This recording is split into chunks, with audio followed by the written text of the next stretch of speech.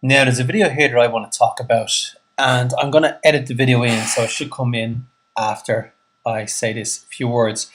But this is a cheerleader who attacked her boyfriend. After she attacked him, she phoned the police and told them that he attacked her. And remember, we're going to take a look at statistics in a few minutes, but this would have went down as a statistic of domestic violence, male on female.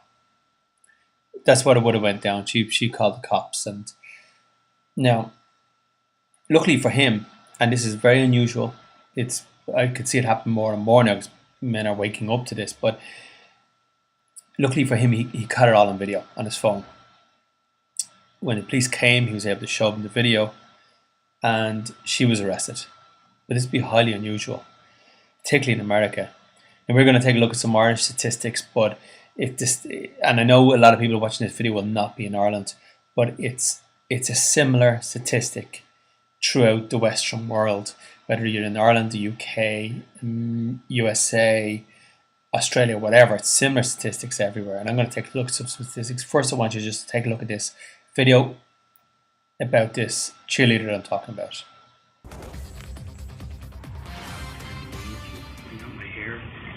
She's scratching me, she's punching me in my face. I have everything on tape.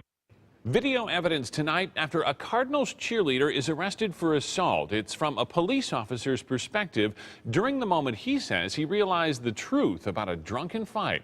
ABC 15's Adam Slinger here to walk us through what happened. And Adam, this cheerleader called 911 with one story, and then officers discover something completely different. She originally said that her boyfriend attacked her, but as soon as the boyfriend came out, he says he never touched her and had the proof right in his hand. Please get him out. Please get him out. Please get him out. It's the only time you'll really see the Arizona Cardinals cheerleader on camera. 74, I have the female out. At this point on July 20th, she's claiming to be the victim of domestic abuse. Does he have any weapons in there? 29-year-old Megan Welter made the 911 call. He has stuck me into like a chokehold. A camera mounted to a Scottsdale police officer records the arrival, and right away they go looking for the boyfriend. Just have a seat on the ground. But he is already looking for them. Found the text message from another girl. She started kicking the out of me. I videotaped it. He says he recorded the entire attack on his iPhone. I want you to watch this, officer, please. And although you cannot see it, you can hear it.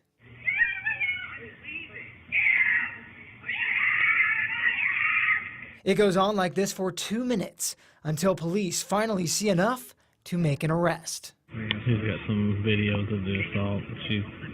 From what I've seen so far, it looks like she's the aggressor. Now, in addition to being a Cardinals cheerleader, Steve, she's also in the U.S. Army Reserve. She's an Iraq War vet, and she's now facing charges of assault, criminal damaging, and disorderly conduct. Yeah, her story's gone nationwide, and we did finally hear from the Cardinals tonight, by the way. All they're saying, no comment at this point. Adam, Not much of an answer. Yeah. Something. Thank you, Adam. Now, glad you took a look at that now.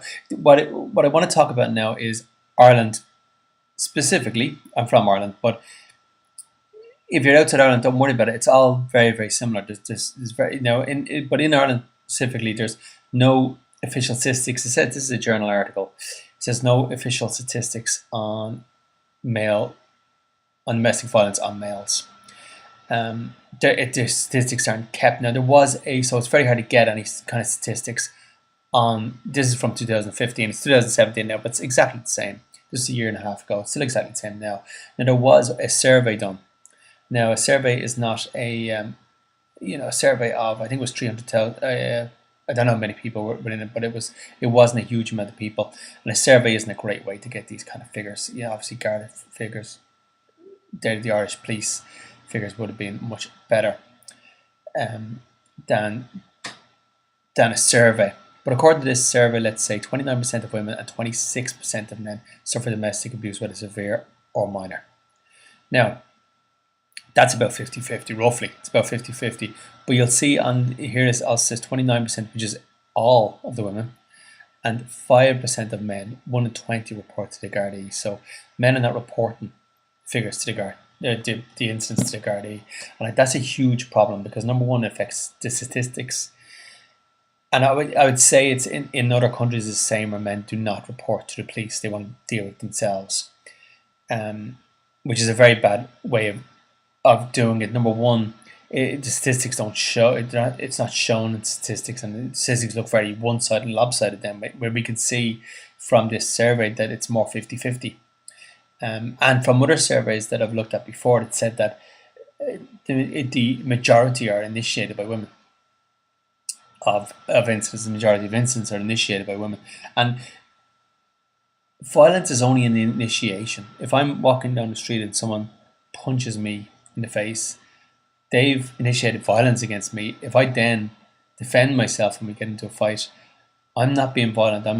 It's actually self-defense. So there's a difference between, we have to separate out a difference between self-defense and violence. You know, self-defense is allowed if someone attacks me or breaks into my home. If someone breaks into my home and I have small kids in the house, I've got to defend my property and make sure that the kids are safe. And there may be violence involved in that, but that's not actual violence. That's self-defense. It's a whole different thing than violence. So violence is just an initiation. So the person who initiates the violence is the person who is actually committing violence rather than anyone who defends themselves.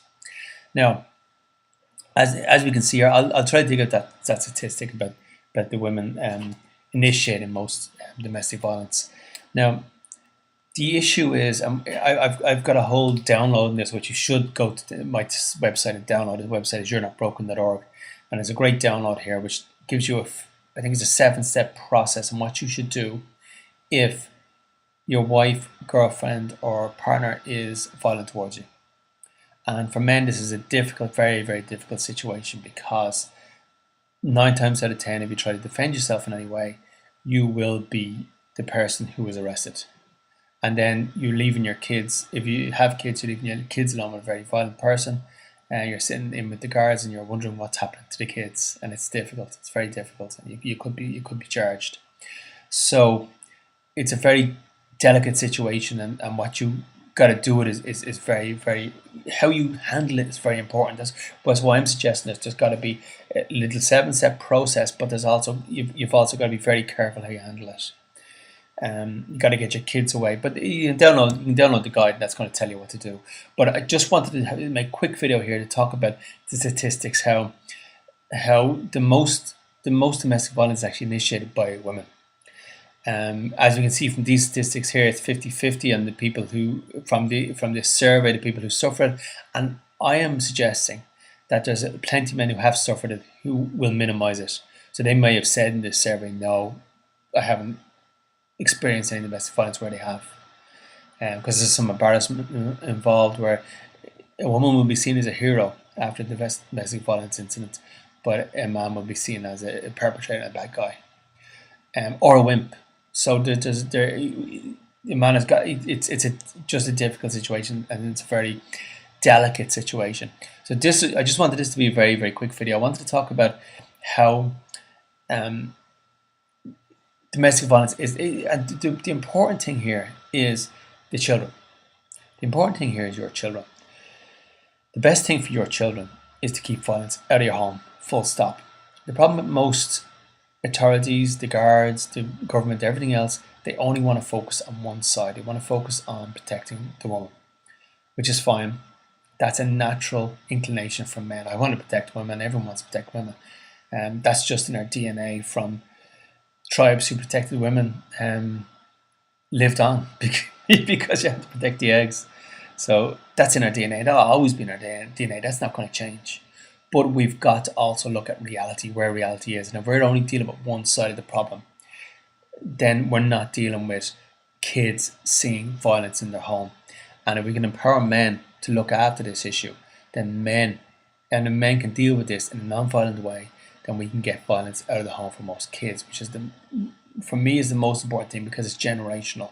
It's okay. There's been violence in homes for generation after generation after generation, and there's nothing you can do about that. That's okay. But what we can do is we can stop it with this generation. We can stop violence in homes, small children seeing violence, and the small children seeing violence, and then just in order to stay sane, those kids have got to make that violence normal. Just to say, because they want to think the most important people in their life, that there's something wrong with them. and the people they rely on. So you know, in a subconscious way, they've got to normalize it just to stay sane, and that's a big problem, because that's how it becomes generational. Then, we there's some at some stage, at some generation, it's got to stop, especially with small kids. You know, if adults want to go and beat the hell out of each other, book a boxing ring, go and do it, no problem.